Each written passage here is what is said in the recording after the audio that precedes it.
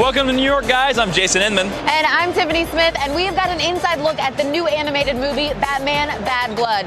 And I promise, we won't make any Taylor Swift jokes. Yeah, Taylor Swift jokes are so 1989. Get ready for DC All Access.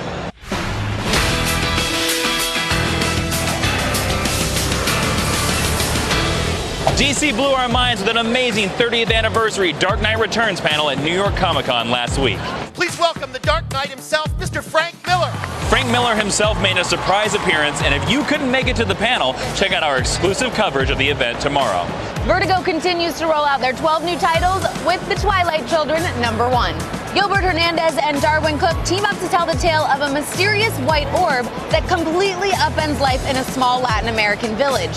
You can grab your copy starting tomorrow. The new series Superman, Lois and Clark features DC's original power couple living in a new world. Superman is trying to prevent his enemies from taking hold in his new home while also keeping his 9-year-old son safe. Issue #1 flies on the store shelves this week.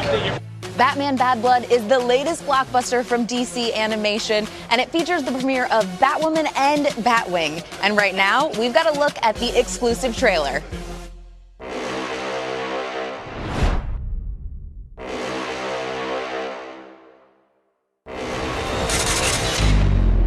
I'm gonna show Gotham who's top dog around here.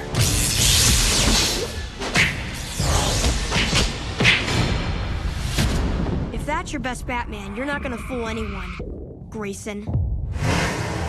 There's no way you're gonna pull this off without my help.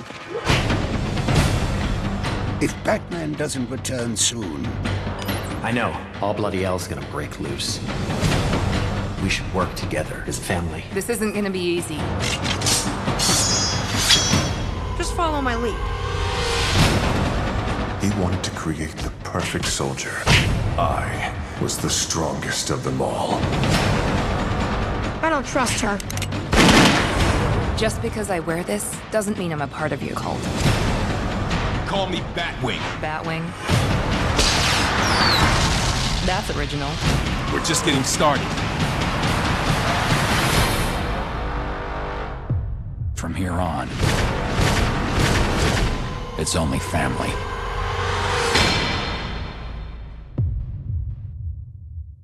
Basically, it picks up with Batman kicking ass, right? As he usually does. As he does, very well.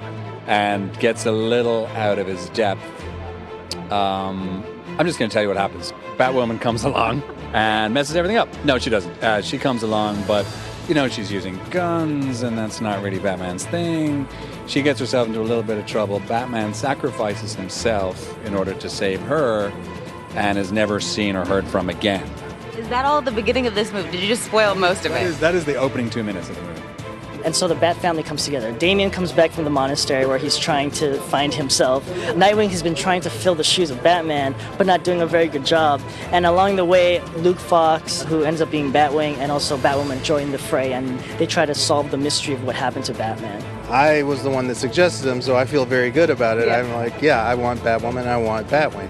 I knew we were going to be doing a Batman and a Justice League per year. But within that, I wanted to introduce at least 1 or 2 new characters to each franchise.